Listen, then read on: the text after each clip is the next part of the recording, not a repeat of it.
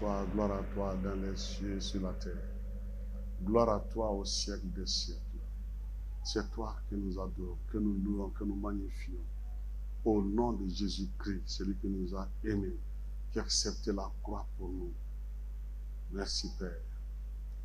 Nous t'avons loué, chanté, adoré avec nos dîmes et nos offrandes. Maintenant, nous voulons t'écouter. Père, parle-nous, enseigne-nous, bénis-nous par ta parole.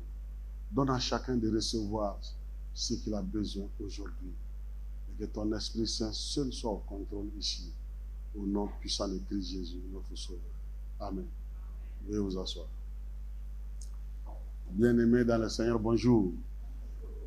Alors, nous voulons profiter de ce moment aussi pour vous remercier, chacun de vous, et de la part de l'ancien Dr Josué Keita, qui me charge de vous remercier. Alors, pour vos soutiens dans la prière, et aussi votre accompagnement. Alors, il va beaucoup mieux aujourd'hui. Alors, Dieu lui a fait grâce. Soyez tous remerciés. Alors, nous allons prier pour les femmes. Une grande délégation des femmes chrétiennes du Mali sont parties à Kankan, disons en Guinée, à Conakry, pour le camp femmes d'action missionnaire. Et beaucoup de femmes de notre église alors, sont parties, elles sont déjà arrivées. Nous allons demander au frère Vieux Goïta de prier pour nos mamans, que leur séjour soit alors excellent et qu'ils puissent revenir en paix.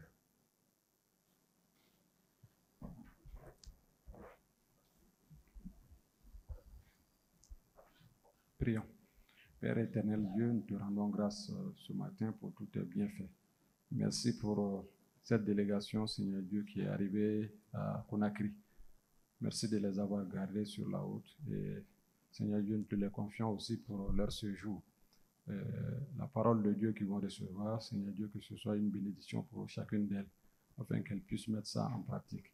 Et veille sur chacune, afin qu'elles soient en santé là-bas et qu'elles puissent nous revenir saines et sauves. Nous te les confions, Père, sois avec elles pendant tout ce temps qu'elles vont passer ensemble, afin que ça soit une bénédiction pour nos familles et pour l'Église et pour toute la nation malienne. Nous te les confions au nom de Jésus. Amen. Amen. Merci. Cherchez d'abord le royaume de Dieu. D'abord le royaume de Dieu. Nous sommes en train de dire comment chercher le royaume de Dieu. Alors pour cela, Jésus nous enseigne dans Luc 18, verset 17. Il dit, je vous le dis en vérité, quiconque ne recevra pas le royaume de Dieu comme un petit enfant n'y entrera point.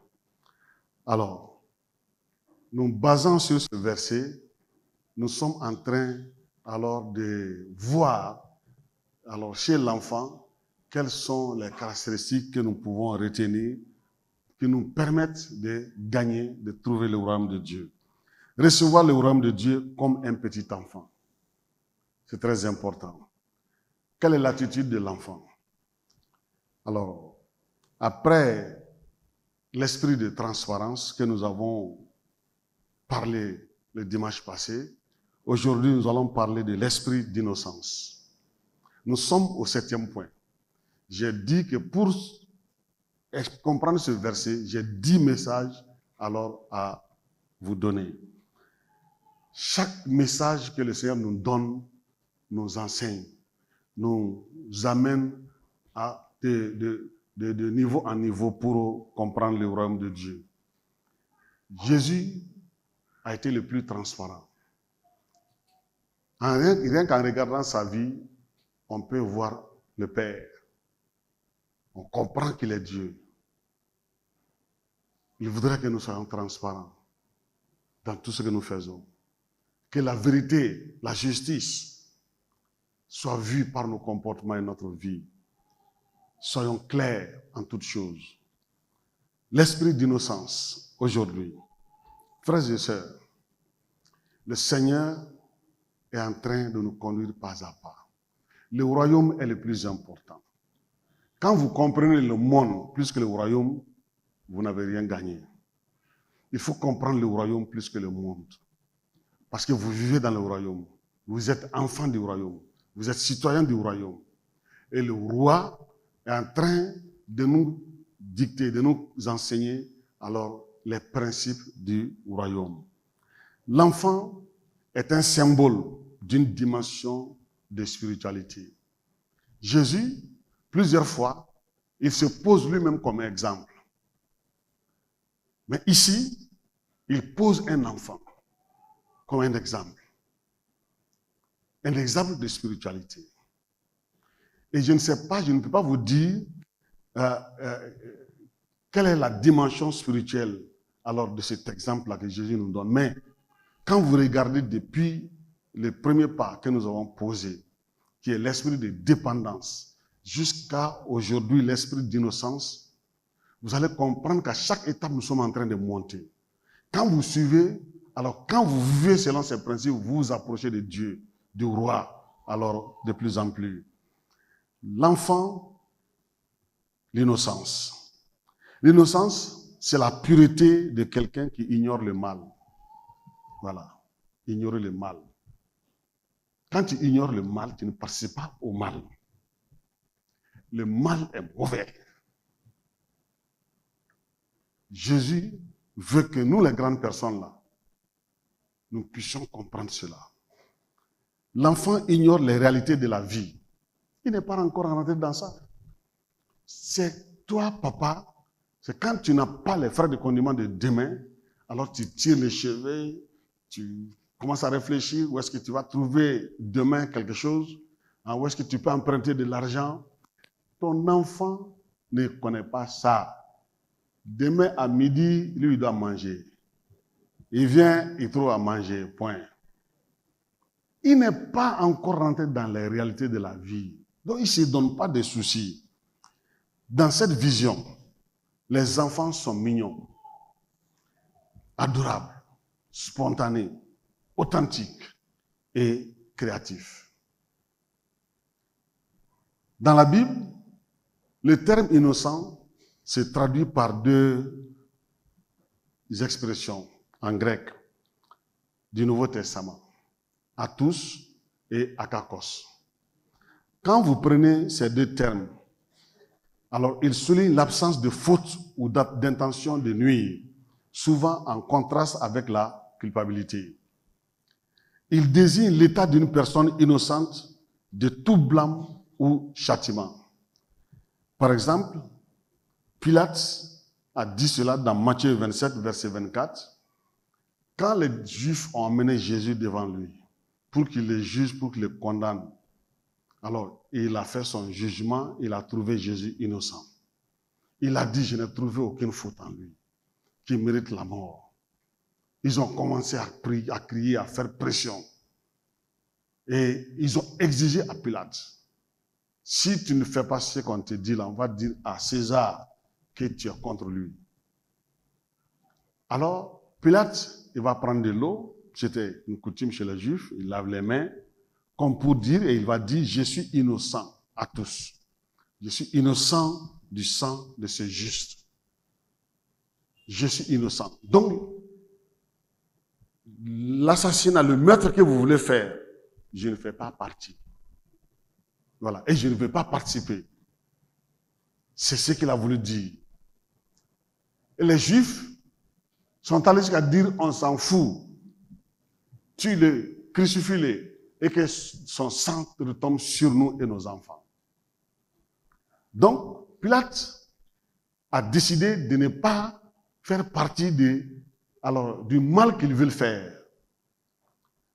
Quand vous prenez akakos, akakos est dérivé d'une négation du mot mauvais. Il se traduit par inoffensif ou libre de culpabilité. Voilà, libre de culpabilité. Il décrit une innocence sans malice,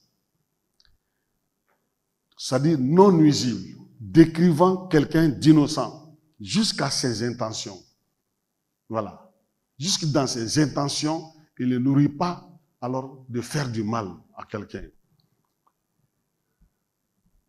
L'Épître aux Hébreux, chapitre 7, verset 26, utilise ce terme pour qualifier Jésus, notre souverain sacrificateur. Et regardez le verset, Hébreux 7, 26.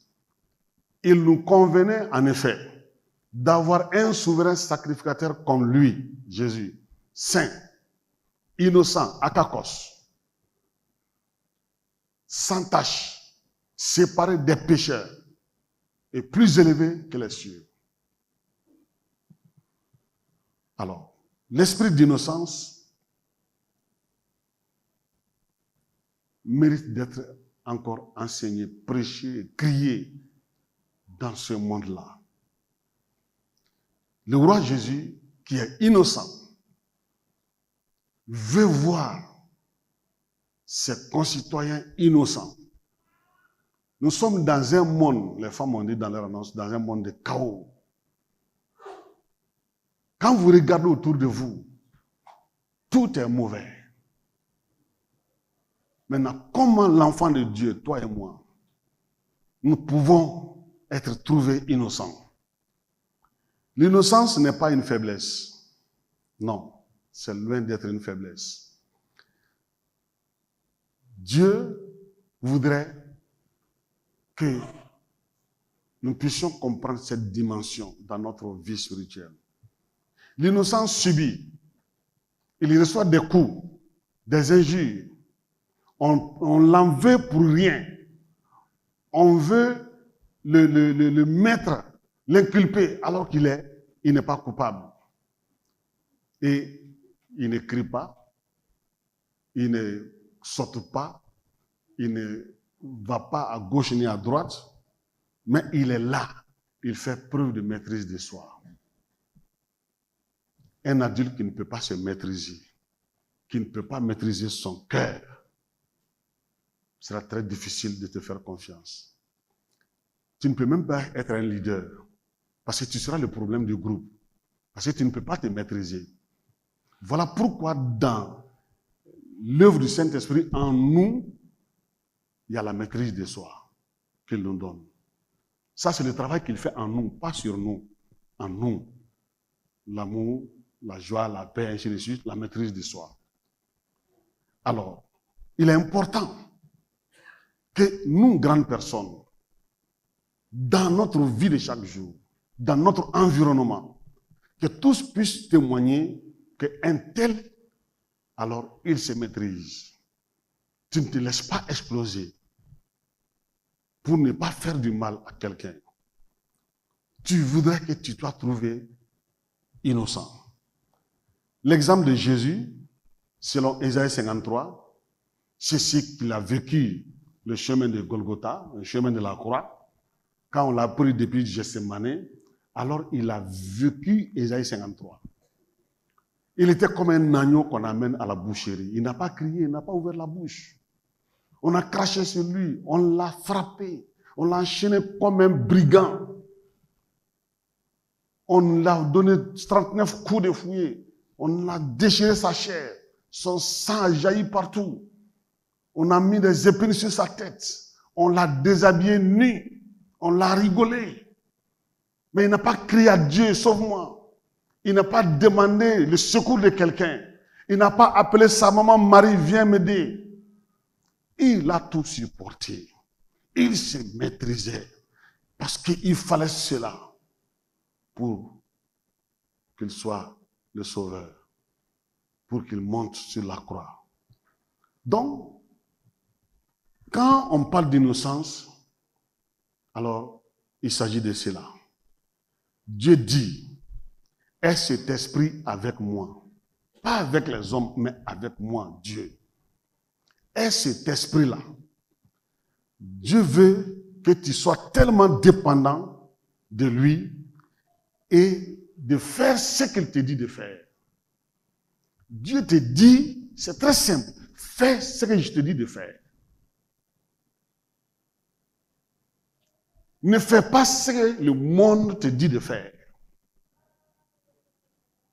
Fais ce que je te dis de faire. Sa parole est remplie de beaucoup de conduites qu'il nous donne à tenir. Fais ce que je te dis de faire. Fais cela, fais ma parole. Obéis à ma parole. Ma parole est simple. Elle est vie. Ma parole est votre pain. Ma parole est votre lumière. Fais-le et tu es innocent devant moi. C'est ça. Devant moi, Dieu, tu es innocent. Quand tu obéis à ma parole, je te vois innocent. Mais quand tu désobéis à ma parole, tu n'es plus innocent et le monde peut t'inculper. Et là, ce sera difficile pour toi. Donc, le roi Jésus, qui est innocent, il est là sur son trône. Nous sommes tous en face de lui, chacun dans sa position, là où il t'a placé, là où tu sers aujourd'hui. Il vous te demande applique ma parole, vis selon ma parole et sois trouvé innocent devant moi. Et quand je te vois innocent, tout ce que les hommes vont faire contre toi, ils vont se lever contre toi, ils vont mentir sur toi, ils vont tendre des pièges. Je suis là pour te délivrer, pour te défendre, pour te tirer d'affaire, voilà, et pour te bénir, pour t'élever devant leurs yeux. Sois innocent. Innocent. Alors, Dieu notre Père a une attention particulière sur les innocents. Une attention particulière. On est plusieurs dans le royaume de Dieu.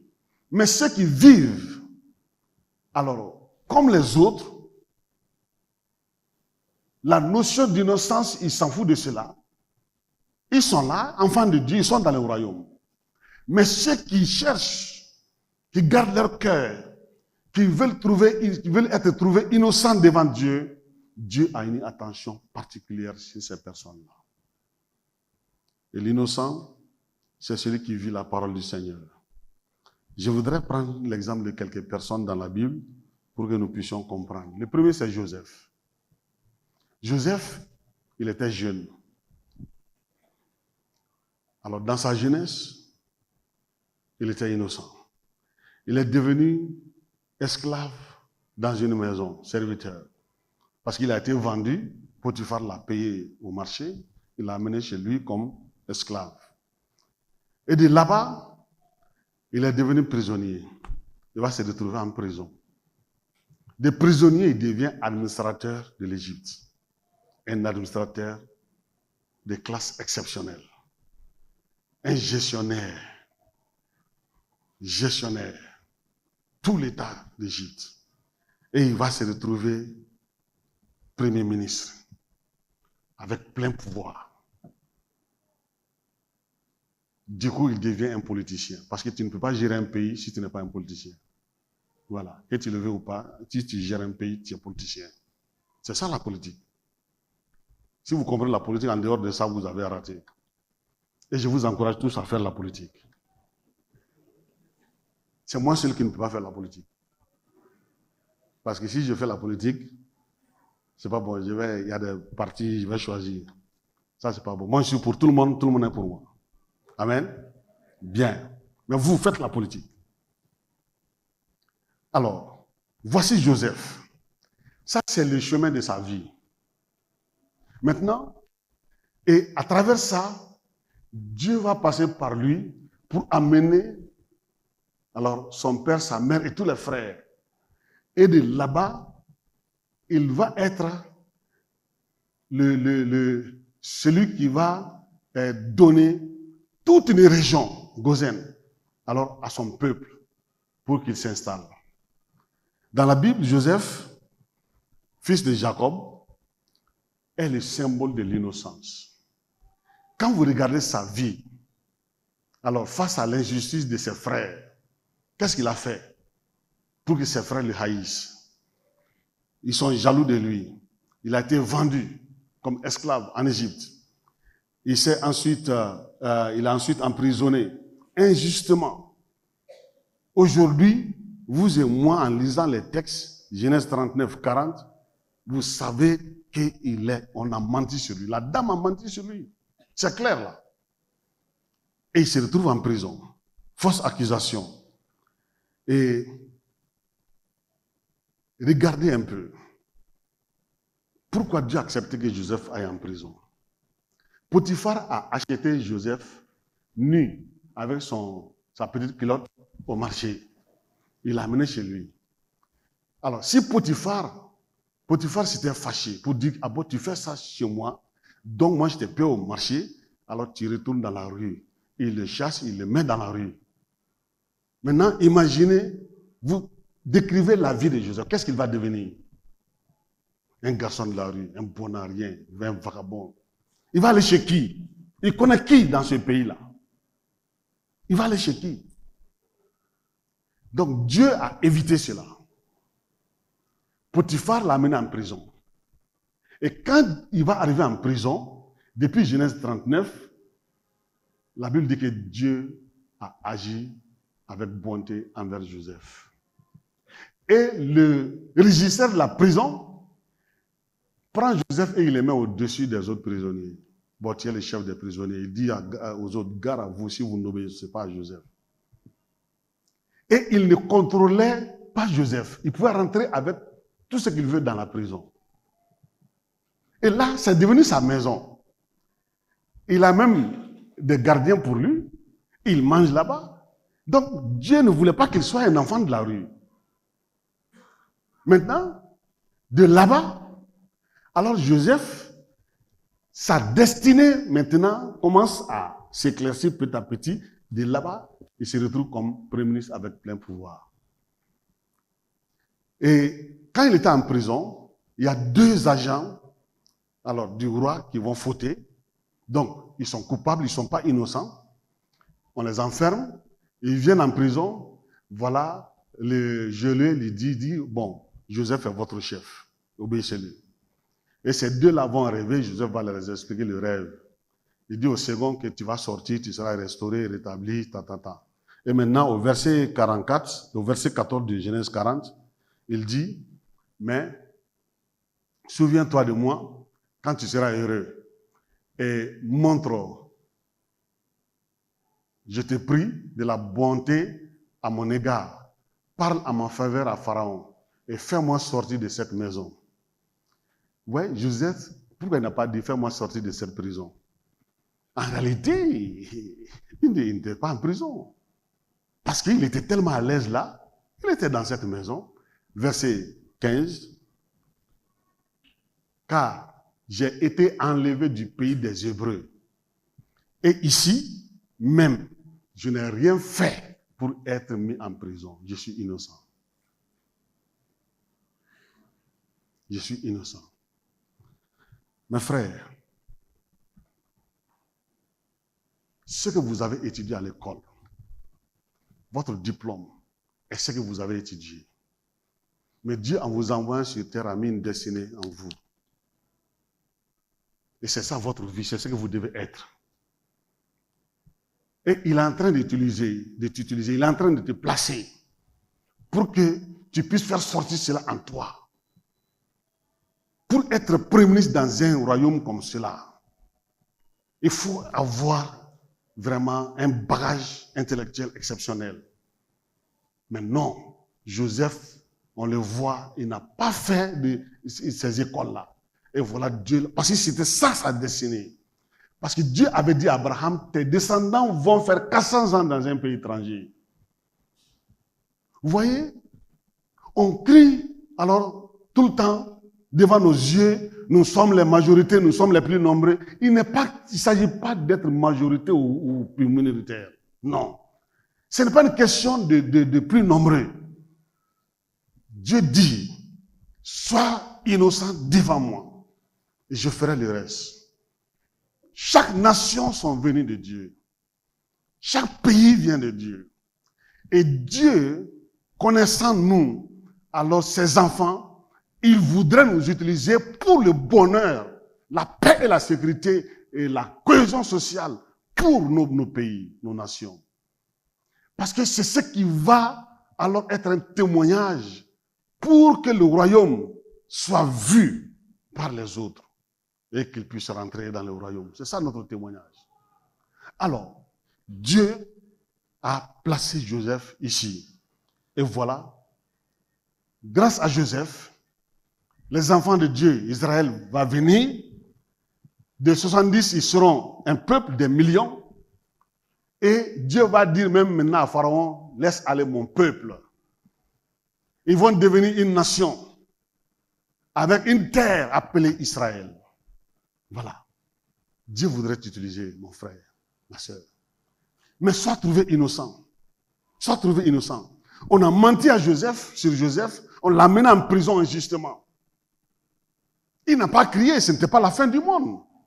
Même quand il a demandé secours, vous voyez, le secours n'a pas agi. Parce que le temps de Dieu n'était pas arrivé. C'est pourquoi Dieu a fait oublier le monsieur là. Mais quand son temps est arrivé, on est venu le chercher de la prison devant le roi. Vous voyez? Et Dieu voudrait que les nations, les dirigeants de nos nations viennent chercher ses enfants.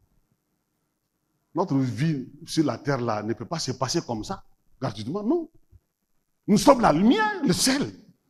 On cherche la lumière, on cherche le sel. Les dirigeants de nos nations doivent venir nous chercher. Mais si nous ne sommes pas innocents, si nous sommes coupables, comment est-ce qu'ils vont venir nous chercher? Ils ont besoin des hommes et des femmes qui sont innocents, justes, et qui peuvent être la solution des crises que nos nations vivent. Daniel, jeune prophète, il est parti en esclavage en Babylone très jeune. Et là-bas, il devient prophète. Il n'est pas parti là-bas en tant que prophète. Hein? Non, non, non. Sa prophétie commence là-bas. Son ministère prophétique commence en Babylone. Et là, il devient aussi administrateur. Administrateur politicien. Membre du gouvernement. Dans un royaume, dans un pays étranger. Membre du gouvernement. Et Daniel, il devient conseiller spécial des 4 rois. Des rois qui ont dominé le monde entier en leur temps. Leur conseiller spécial. Oui, Dieu veut placer ses enfants auprès des présidents, auprès des rois, auprès de nos chefs de nation, comme conseiller spécial. Mais si tu es coupable, qu'est-ce que tu vas le faire? Daniel, il vivait dans les secrets de Dieu. Quand ça n'allait pas, allez-y appeler Daniel. Il vient, il rentre dans la présence de Dieu, il sort avec la solution. Il était dans les secrets de Dieu. C'est ça aussi. Jésus dit, vous êtes la lumière. Je vais vous donner les secrets des nations et vous allez être des solutions pour les peuples, pour les nations. Dans la Bible, le prophète Daniel est reconnu comme un homme d'une intégrité exceptionnelle. Voilà. Et il proclame lui-même son innocence devant Dieu et devant les rois. Dans Daniel 6, verset 22. Alors, les autres membres du gouvernement vont conspirer contre lui. Parce qu'avec son intégrité, sa justice, son franc-parler, son travail bien fait, le roi l'appréciait plus que tout le monde. En plus de cela, il était conseiller spécial. Quand tout le monde parle, quand Daniel parle, c'est fini. Le roi dit, la séance est levée. Alors, ils ont commencé à se dire, mais il faut qu'on enlève ce monsieur-là. Sinon, ça ne va pas. Ils ont cherché en Daniel quelque chose qu'ils peuvent mettre la main dessus pour le culpabiliser. Ils n'ont pas trouvé parce qu'il était innocent. Son cœur était pur. Et voilà, on va piéger le roi pour dire au roi, maintenant là, toi, tu dois être Dieu. Tout le monde doit t'adorer, au moins c'est pendant 30 jours. Voilà. Bon, ça lui est monté par la tête, il a accepté. Et Daniel n'a rien dit. Il a continué sa prière. Et c'est là qu'ils vont le prendre. Le roi ne pouvait plus le sauver. Maintenant, il est envoyé dans la fosse aux lions. Donc, ceux qui ont menti sur lui, alors, sont partis toute la nuit, ils ont fêté, ils ont bu, ils ont mangé. Voilà. Maintenant, c'est fini, on s'est débarrassé de lui. Alors, Daniel, quand vous regardez le texte, il n'a pas crié, il n'a pas sauté. Non, je n'ai rien fait. Il n'a pas dit, roi, c'est faux, je n'ai rien fait. J'ai seulement prié, mon Dieu. Il n'a pas demandé à Dieu, Dieu, si tu me laisses aller là, hein, tu n'as pas dit que tu es là. Il n'a rien dit. Comme Jésus. Alors, il a accepté. Il a fermé la bouche. Il est innocent. Vous savez, si tu es innocent et qu'on mente sur toi, si vous voulez vous justifier là, vous allez empirer la situation. Gardez le calme, fermez la bouche. Le juste, Dieu qui est innocent, est sur le trône, il voit tout. Il est venu attendre Daniel dans la fosse. Ils ont passé toute la nuit. Rappelez-vous que Daniel n'a pas demandé secours au roi. Maintenant, le petit matin, c'est le roi qui vient. Il crie, Daniel, il appelle Daniel, Daniel répond. Et c'est ce qui est là au verset 22. Vous voyez, chapitre 6. Mon Dieu a envoyé son ange et fermé la gueule des lions qui ne m'ont fait aucun mal parce que j'ai été trouvé à Kakos, innocent. Devant lui et devant toi non plus, ô roi, je n'ai rien fait de mauvais. Frères et sœurs, Dieu est en train alors d'utiliser chacun de nous quelque part. Soit dans la fonction publique, soit dans le privé, soit dans le secteur commercial. En tout cas, à quelque niveau que ce soit, Dieu t'a placé. Est-ce que tu fais comme les autres ou bien tu travailles justement dans une intégrité exceptionnelle et que tu es innocent? Si tu es innocent, on peut mentir sur toi. On peut tendre des pièges alors pour te faire tomber. On peut même alors provoquer des gens, amener des gens à se faire des soulèvements contre toi. Mais laisse la situation entre les mains de ton Dieu. Il dit, fais ma parole dans ma présence et je vais m'occuper du reste. Daniel est sorti. Ce sont ces bourreaux-là qui ont été mangés par les lions. Si vous êtes innocent devant Dieu, devant Jésus, aucun lion dans ce monde-là ne peut vous bouffer. Non. Votre tombeau ne sera jamais le trou des lions. Non. Non. Nos nations ont besoin des hommes et des femmes intègres, innocents. Et ça se trouve dans l'Église. Et nous pouvons vivre cela. Il n'est pas question, il ne s'agit pas de majorité ou de minorité, je le répète. Il s'agit d'être trouvé obéissant à la parole de Dieu. Et je vous dis, Dieu a placé beaucoup de chrétiens dans les plus hautes responsabilités dans ce pays, au Mali. Je peux vous les citer. Depuis l'avènement de la démocratie, même avant cela, des chrétiens ont figuré dans le gouvernement. Il y a eu des intendants chrétiens de la présidence. J'en connais deux qui rentraient dans ce culte. Des gouverneurs, des secrétaires généraux des ministères. Mais aujourd'hui, quand on entend les chrétiens parler, c'est comme si on veut être ministre là, c'est ça le plus important pour beaucoup de gens. Ah, il y a eu le gouvernement, il n'y a pas même un seul ministre chrétien. Combien de chrétiens ont été conseillers auprès du président, auprès des ministres? Est-ce qu'ils ont vécu comme Daniel? Est-ce que l'Église a senti leur présence auprès de ces autorités-là? Le royaume de Dieu, l'Éternel a senti la présence de son fils Daniel en Babylonie. C'est pourquoi il l'a maintenu sous 4 rois, conseiller spécial. Même encore aujourd'hui, beaucoup d'enfants de Dieu occupent des plus hautes responsabilités. Mais est-ce que l'Église, la maison de Dieu, sente leur présence là-bas?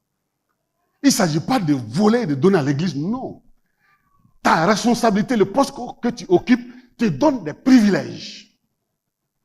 Souvent, il suffit seulement d'informer l'Église, il y a ça, ça, ça, et on vient. Mais ils ne le font pas. La plupart ne le font pas. Et les intérêts de Dieu partent ailleurs parce que l'enfant de Dieu qui est là, il s'est tué. Des fois, c'est de signer seulement un document. Et c'est juste pour que l'Église rentre dans ses bénéfices. Alors, mais si on ne comprend pas que c'est Dieu qui nous a mis là, Et si on pense que c'est notre diplôme qui nous a amenés ici, on va servir notre diplôme, au lieu de servir le royaume de Dieu. Esther, jeune fille, innocente, orpheline, de père et de mère, dans un pays étranger aussi. Elle devient reine épouse du roi le plus puissant à l'époque. Alors, si c'est chez nous ici, on va appeler Esther comment? Hein? Première dame. Que Dieu donne une première dame au Mali chrétien un jour. Amen. Mais si on a une première dame chrétienne là, est-ce qu'on a besoin de prendre rendez-vous avec le président? Ah non, on vient manger à la maison. On vient manger à la table du président. Et c'est comme ça. Esther devient première dame. Et voilà, un jour, on l'informe que ton peuple, les Juifs, s'est programmé de les tuer tous en un seul jour, dans la ville de Sousse et dans tout le royaume. Fais quelque chose. Et il a commencé à agiter, mais qu'est-ce que je peux faire? Je ne peux rien faire. Ça, c'est la réaction de beaucoup d'enfants de Dieu qui sont placés par-ci, par-là, qui pensent comme ça. Non, on ne peut rien faire, on ne peut rien faire, on ne peut rien faire. Parce qu'ils ont mis ça dans leur tête, on ne peut rien faire. Et ils ne font rien. Ils occupent ces postes-là, ces responsabilités-là, du début jusqu'à la retraite. Même pas une trace pour l'Église. Alors, finalement, quand Mardoché insiste, Esther, ses yeux se sont ouverts. Elle a compris. Donc, mon Dieu m'a choisi, mon Dieu m'a envoyé sur terre pour ça, pour ce temps-là. Donc, je dois me sacrifier pour mon peuple. Elle demande 3 jours de jeûne dans la présence de Dieu. Après, je vais me présenter devant le roi. Si je dois mourir, je vais mourir. Je donne mon âme et mon corps comme sacrifice pour que mon peuple soit sauvé. Elle a mis l'intérêt du peuple de Dieu au-dessus de ses propres intérêts.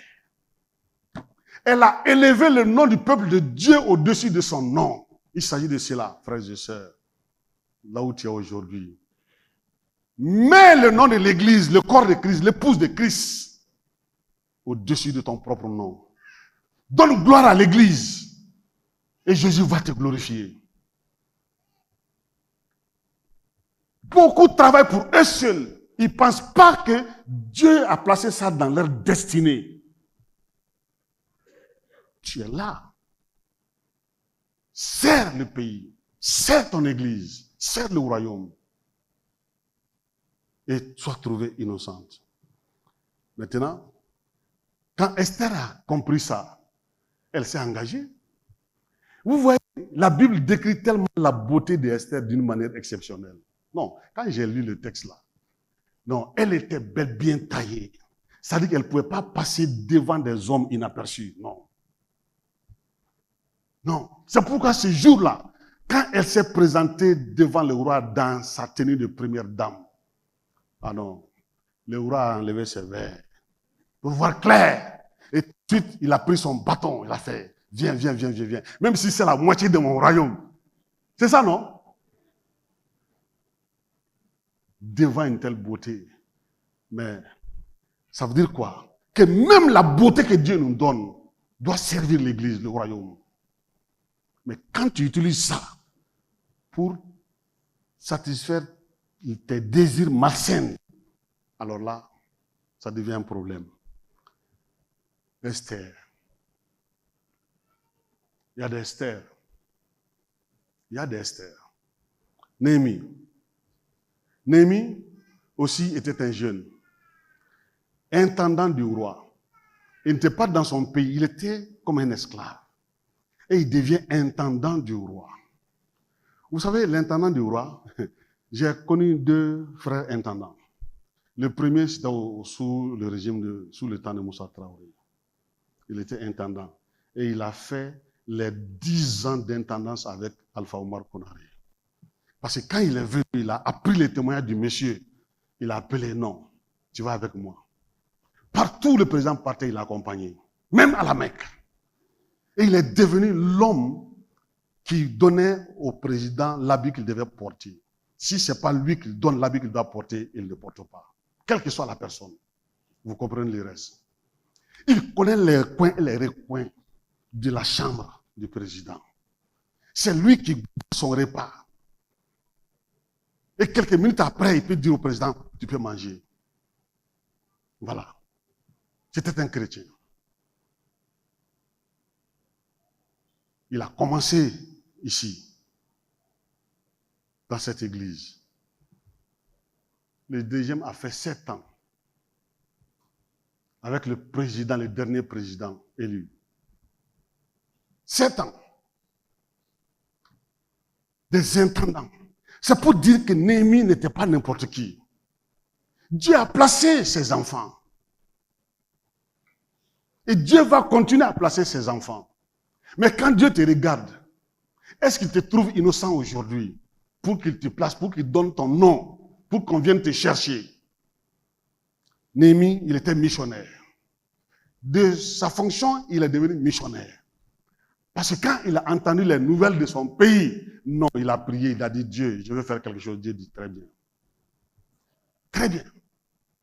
Et le roi a donné l'ordre de mission, a mis tout à sa disposition. Va bâtir ton pays et puis reviens. Va bâtir ton église et puis reviens. Néhémie n'était pas millionnaire ni milliardaire. Mais sa relation avec le roi lui a tout amené. Aujourd'hui, Dieu t'a placé, Dieu t'a donné des relations. L'église doit être bâtie, le royaume de Dieu doit être bâti, financé, la mission doit être financée. Et nous allons programmer en 2027 le dallage de cette église. Dieu t'a placé. Est-ce que tu vas utiliser tes relations pour le bien du corps de Christ, la femme de Christ, l'épouse, pour le royaume? Ou bien tout est pour toi seul?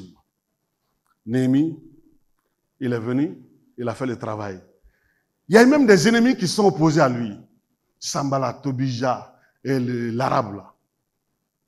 Mais chaque fois qu'il tendait des pièges, ouais, Dieu montrait à Néhémie, il parlait à Néhémie et le délivrait. Et de là, Néhémie est devenu encore gouverneur. Gouverneur. Il y a combien de gouverneurs chrétiens? Combien de grands magistrats chrétiens? Qu'est-ce que nous avons apporté à l'église, au royaume de Dieu? Vous savez, chacun de nous passe, hein, mais ce que tu laisses derrière toi va rester. Si tu fais de grandes choses pour le royaume de Dieu, pour l'église, ton nom sera cité comme dans Hébreux 11. Il a fait ça, il a fait ça, il a fait ça. Dieu même ne va pas le cacher.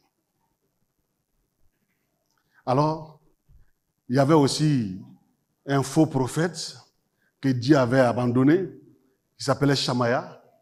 Ils l'ont poussé et lui aussi, il a voulu piéger Néhémie. Parce qu'il veut pousser Néhémie à rentrer là où il ne doit pas rentrer. Si Néhémie remet les pieds là-bas, donc Dieu ne sera pas content de lui. Son travail va s'arrêter. Alors Dieu va ouvrir les yeux de Néhémie. Mon frère, ma soeur, Dieu t'a placé. Là où tu es là, ne dis pas que ce n'est pas toi, hein? Ce n'est pas ton diplôme, je te dis. Ce n'est pas ton diplôme. En venant sur terre, Dieu a mis ça en toi. Ça fait partie de ta destinée. Ce que Dieu a écrit, ce que tu dois faire sur la terre. Ça fait partie de ça. Et Dieu veut qu'aujourd'hui que tu comprennes cela. Pour que tu agisses en faveur de son royaume. En faveur de son corps, l'église. L'église. Je vais terminer avec Jérémie, qui a été un prophète établi avant même sa naissance. Vous voyez? Établi avant sa naissance. Il a été un homme de douleur. Tout son ministère a été dans la douleur. Même Dieu lui a interdit de se marier. C'était aussi un message prophétique pour le peuple. Jérémie. Jérémie, aussi dans la Bible, il est considéré comme innocent des accusations de trahison et de mensonges portés contre lui par ses contemporains. Il a été persécuté et condamné à tort pour avoir fidèlement rapporté la parole de Dieu. il a été battu, mis dans le puits, hein, en prison. Parce qu'il a dit la parole de Dieu, la vérité de Dieu. Dans Jérémie 26, verset 14, il va dire ceci au peuple. Pour moi, me voici entre vos mains. Traitez-moi comme il vous semblera bon et juste. Verset 15. Seulement, sachez que si vous me faites mourir, vous vous chargez du sang innocent. Vous vous chargez du sang innocent. Vous, cette ville et ses habitants, car l'Éternel m'a véritablement envoyé vers vous pour prononcer à vos oreilles toutes ces paroles. Quand vous êtes innocent devant Dieu, Dieu va vous justifier. Dieu va vous délivrer. Dieu va vous sauver. Dieu va vous libérer. Même si votre sang a été versé, Dieu va venger votre sang, comme il a vengé le sang d'Abel. Voilà. Donc, quand on voit des gens nous accuser, alors nous amener en prison, nous licencier, pourvu que vous soyez trouvés innocents devant Dieu. Et le temps viendra où Dieu va vous élever. Ça, c'est sûr. En conclusion, Dieu entend le cri de l'innocent et il le venge.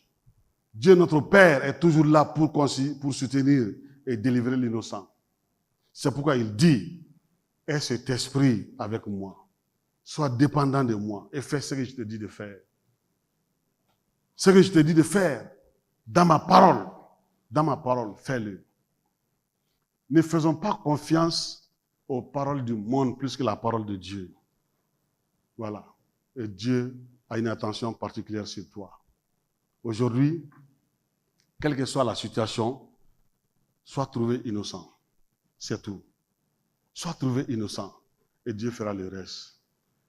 Notre nation, nos différentes nations, l'Afrique a besoin des enfants de Dieu innocents pour que Dieu les utilise pour être des solutions alors pour nos peuples. Lèvons-nous pour prier.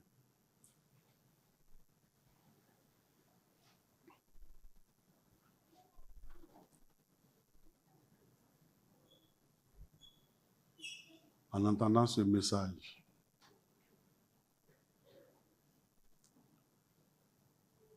même si ton cœur alors te culpabilise quelque part, aujourd'hui Dieu te permet de demander pardon et de faire un nouveau départ avec lui. Tu peux le faire. Tu peux décider de garder ton cœur dans l'innocence, de ne pas participer au mal, de ne pas faire le mal, de te maîtriser, de servir avec intégrité, avec justice. Tu peux le décider et le faire. À partir de maintenant, Dieu dit, je marche aussi avec toi. Je sais qu'autour de vous, le monde est méchant. Les forces des ténèbres luttent contre vous. Ils vont mentir sur vous. Ils vont vous calomnier. Ils vont tendre des pièges. Mais je suis là, comme j'ai été avec Joseph. Je suis là, comme j'ai été avec Daniel. Je suis là, comme j'ai été avec Esther, comme j'ai été avec Néhémie, comme j'ai été avec Jérémie, comme j'ai été avec mon fils Jésus, comme j'ai été avec les disciples. Je suis là pour vous. Je suis là avec vous. Je ne vous abandonne pas. Faites ce que je vous dis de faire. Et le reste, je m'en charge. J'ai encore le projet d'élever beaucoup parmi vous dans les services, dans les nations, là où vous êtes. De vous donner encore de grandes responsabilités. De faire de vous des conseillers spéciaux auprès des présidents, auprès des ministres, dans le gouvernement. Je veux le faire. Mais je veux vous trouver innocents. Je veux des cœurs intègres. Père, donne-nous la grâce, par ton Esprit Saint, de marcher dans l'innocence, de vivre dans l'innocence. Jésus, tu as dit que tu vas élever, oui, tes enfants. Ta parole déclare que nous sommes lumière et sel. On ne peut pas cacher la lumière, on ne peut pas dissimuler le sel. Mais aide-nous, donne-nous la force d'engager nos cœurs dans la marche avec toi, d'obéir à ta parole. Seigneur, nous savons, comme tu l'as fait avec Daniel, avec Néhémie, avec Esther, Seigneur, même si c'est une seule personne, tu vas l'utiliser au Mali. Pour que tous les peuples maliens sachent que ça, c'est Jésus. Parce que lui, il est chrétien. C'est cela, les témoignages pour le royaume. Au nom du Seigneur Jésus-Christ, nous avons prié. Amen. Que la grâce de Dieu, l'amour de Jésus-Christ et la communion du Saint-Esprit soient avec vous tous. Amen. Bon dimanche. Allez dans la paix du Seigneur.